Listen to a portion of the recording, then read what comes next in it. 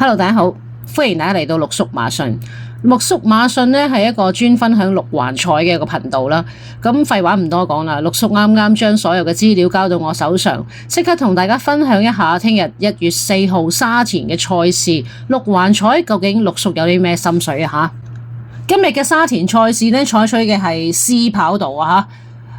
六環彩嘅頭場賽事咧係第6場4班1400米嘅草地賽事。陸叔嘅心水有2、4、11、13。2號紅衣醒目，由潘頓接手摸實咗啦。試閘亦都非常醒神，檔位內移擺脫咗之前外檔嘅困局，走位可以更加主動，形勢大幅改善。4號細水長流，阿蔡嘅側身馬有態可追，近仗追勢亦都好強勁嘅，大馬亦都合跑沙田。由布文壓陣，1400米守好位，埋門考驗充足，進步在望啊！11號深紅紅，今季1400米都好近下嘅，上仗末段強勁，評分有着數，第一次抽到內檔，由楊明倫策騎嘅私家馬，如果跑法主動嘅話，更添勝算。13號嘅陸小鳳上仗配紀仁安已經展現咗強橫嘅後勁，今次外檔更加適宜後上啊！遠地嗰一次可以抹咗佢啦，留前鬥後惡氣十足啊！第7場2班1600米嘅草地賽事，陸叔嘅心水有1、2、8、9。1號瑞勝人生初出1600米即刻贏咗噶啦，但上仗直路嚴重受阻，係冇乜運仔嘅。今次換翻潘頓嚟搏殺，試閘走勢亦都非常好，狀態夠勇，有力重振聲威。2號太陽勇士屬於1里嘅專家，之前嗰一次係僅輸俾超班馬，表現都好出色噶啦。今季亦都好多場都好接近，抽到一檔，可以守到黃金嘅位置，形勢大好，屬於3甲嘅穩膽。8號喜尊龍屬於明星側身馬，今季係未甩過3甲嘅，狀態大勇。為咗進軍打比呢一仗佢特意增程咗1600米去接受考驗，部署亦都好積極，潛力未盡啦。9號話你知，今季嘅頭2仗都唔係佢最佳嘅路程嚟嘅，但係今次佢翻返嚟佢最叻嘅1600米，評分亦都已經降咗落嚟，對佢有利。副榜亦都夠輕，又可以俾佢發揮得到，可以望係佢可以蘇醒翻嘅。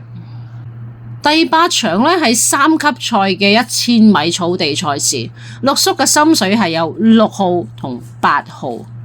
6號顏色之王，側身馬進步非常神速，上仗係排咗一個好差嘅檔位啦，仍然能夠後上去贏馬嘅，咁所以個表現都非常之出色嘅，狀態亦都處於一個大勇之境啊！今仗有力再下一城。8號水晶酒杯轉倉之後嘅第2場，用意明確，擺明求交代啦。上仗喺快步速之下跟前，而且係嗰個馬匹嘅灌注力非常強，走勢亦都見到回勇啦。今次亦都值得重視嘅。第9場係3班1200米嘅泥地賽事，陸叔嘅心水有1、4、5、8。1號進步騰飛，上仗嘅4碟轉彎，末段衝刺仍然都有走勢，非常之強勁嘅。今次抽翻個內檔，跑法可以更加主動，形勢可能會截然不同，都有力爭一位嘅。4號時尚風趣，前仗初跑泥地轉巴道已經即刻可以贏到馬噶啦。咁佢嘅性能亦都驗證咗啦。咁上仗加分之後亦然係有嗰個追勢喺度嘅，評分都未盡嘅，仍然有個競爭力嘅。5號樂勝天下，上仗初試泥地就已經係輕勝啦，簡單事啊！今次仲要配翻潘頓去接手，幕後嗰個決心好明顯啦，亦都係有力去乘勝追擊嘅。8號天天灑落，前2仗都係快步速，咁前仗輸近，但係表現都唔差嘅。今次步速形勢咧就好翻啲喎，咁有望輕鬆可以領放到啦。配合上仗之前賽前落飛嘅動向咧，都值得重視噶。第10場3班1200米嘅草地賽事，陸叔嘅心水有3、6、11。3號忠誠名區係一個有質素嘅特別獎金馬嚟嘅。上仗抽到外檔呢個際遇麻麻地，但係都追到一席喎。連馬師同埋梁家俊呢都對呢隻馬幾上心嘅，個戰意亦都非常鮮明。今次亦都有力突圍。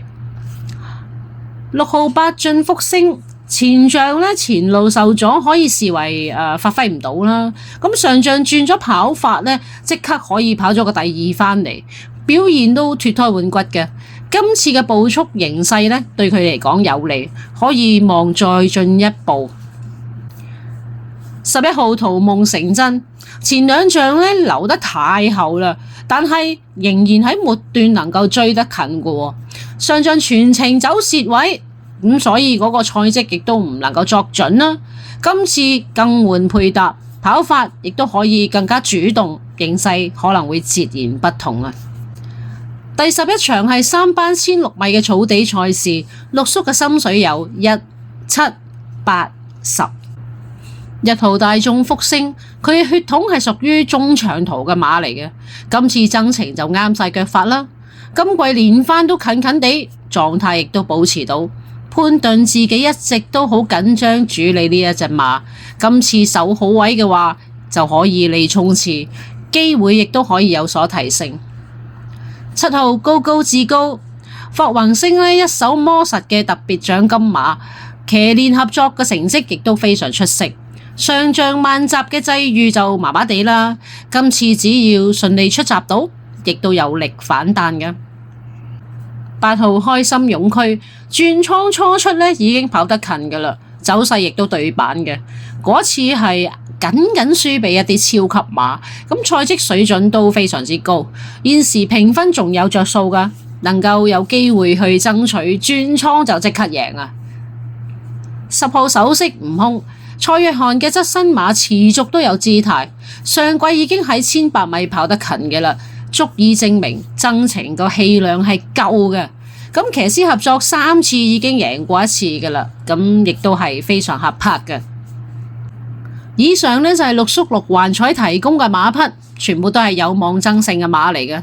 當然啦，大家亦都可以喺從中踢走一啲自己唔認同嘅馬匹呢，去慳翻個注數嘅，亦都可以呢獨立去買孖寶或者3寶作為另外一啲投注。祝大家聽日喺沙田旗開得勝，拜拜。